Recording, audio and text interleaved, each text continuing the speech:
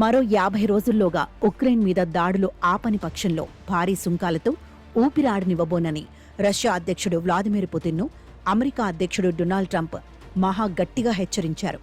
మరో నెలన్నర పాటు ఎంచక్క ఉక్రెయిన్ను బాధేసుకోవచ్చునని పుతిన్కు ట్రంప్ అవకాశమిచ్చారంటూ కొందరు దీనిని నిర్వచిస్తున్నారు.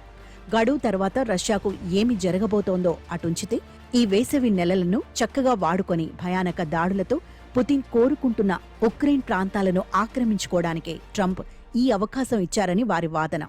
గడువులోగా రష్యా తన యుద్ధాన్ని ఆపని పక్షంలో మహా అయితే 500% సుంకాలతో రష్యాను ట్రంప్ శిక్షిస్తారంతే. రష్యా నుంచి దిగుమతులు చేసుకునే దేశాలు కూడా ట్రంప్ ఆగ్రహానికి అంతే స్థాయిలో బలి కావాల్సి రావచ్చు. అంతవరకు ఉక్రెయిన్ పౌరుల మీద యథేచ్ఛగా దాడులు చేసుకోవచ్చునని ట్రంప్ గ్రీన్ సిగ్నల్ ఇచ్చినట్టుగా రష్యాకు అనిపిస్తుంది.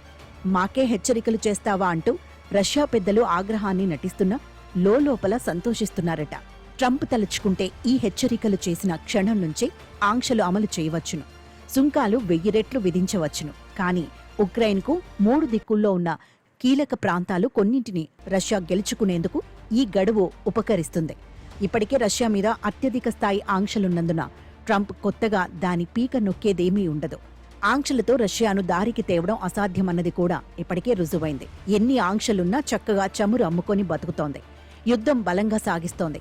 ఒకవేళ ఈ 50 రోజుల గడువులోగా పుతిన్ అనుకున్నది చెయ్యలేని పక్షంలో దానిని సడలించడానికి, పెంచడానికి ట్రంప్ సిద్ధంగా ఉంటారని గిట్టని వాళ్ల వాదన.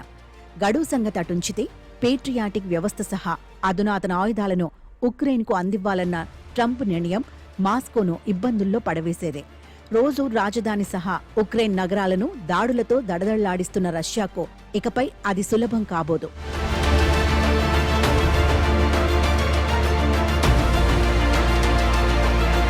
ట్రంప్ నిజంగా శాంతిని కోరుకోవడం లేదని, పైకి అలా మాట్లాడుతూ యుద్ధాన్ని కొనసాగించదలుచుకున్నాడని రష్యా నాయకులు ఘాటుగా విమర్శలు చేస్తుంది. అందుకే ఉక్రెయిన్కు నిరవధికంగా ఆయుధాలు అందిస్తే ఎట్టకేలకు మాస్కో దిగివస్తుందన్న భ్రమతో 3.5 ఏళ్లు బైడెన్ వ్యవహరించారని, ఇప్పుడు ట్రంప్ కూడా అదే బాటలో నడుస్తున్నాడని రష్యా నాయకుల విమర్శ.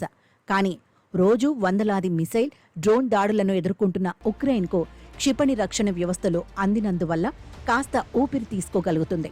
300 కిలోమీటర్ల వరకు ప్రయాణించగలిగే మిసైళ్ల వాడకానికి కూడా ట్రంప్ అనుమతించని పక్షంలో రష్యా సైనిక స్థావరాలకు, ఆయుధాగారాలకు భారీ నష్టాలు జరగవచ్చు. ఇప్పుడు దాదాపు $10 బిలియన్ విలువైన ఆయుధాలను నాటో దేశాలకు విక్రయించి ఉక్రెయిన్కు అందించటం ద్వారా ట్రంప్ తన చేతికి మట్టి అంటకుండా జాగ్రత్త పడ్డారు. నేరుగా ఆయుధాలు అమ్మకుండా రాబోయే నోబెల్కో ఇలా అడ్డం లేకుండా చూసుకుంటున్నారన్న ఆక్షేపణలను అటుంచితే, ఒక పక్క రష్యాకు నెలన్నర గడువు ఇవ్వడం, మరోపక్క పాశ్చాత్య దేశాలతో ఆయుధ వ్యాపారం చేసి ఖజానాను నింపుకోవడం ద్వారా ట్రంప్ కొత్త వ్యూహానికి దారులు తెరిచారు. యుద్ధానికి కారకుడు నువ్వేనంటూ గతంలో ఉక్రెయిన్ అధ్యక్షుణ్ణి తీవ్రంగా తప్పుపట్టి ఓవల్ ఆఫీసులో కూడా ఘోరంగా అవమానించిన ట్రంప్ పుతిన్ విషయంలో మాత్రం స్పష్టమైన సానుకూలతతో వ్యవహరిస్తూ వచ్చారు. తాను అధికారంలోకి వచ్చిన 24 గంటల్లోనే ఈ యుద్ధాన్ని ఆపేయగలనని నమ్మిన ట్రంప్కు పుతిన్ ఎంతకు లొంగి రావడం లేదు. కనీసం 6 డజను సార్లు గట్టి ప్రయత్నాలు చేసినా ఫలితం లేకపోయింది. ఇది ట్రంప్కు అవమానాన్ని కలిగించి ఉండవచ్చు. ఇప్పుడు ఉద్రిక్తతలను పెంచి ఉపశమనాన్ని సాధించగలనని ఆయన నమ్ముతున్నట్టుంది. ఈ ఎత్తుగడ ఫలిస్తే నోబెల్ శాంతి దక్కవచ్చునన్న ఆశ ఆయనలో ఉన్నా కూడా తప్పులేదో.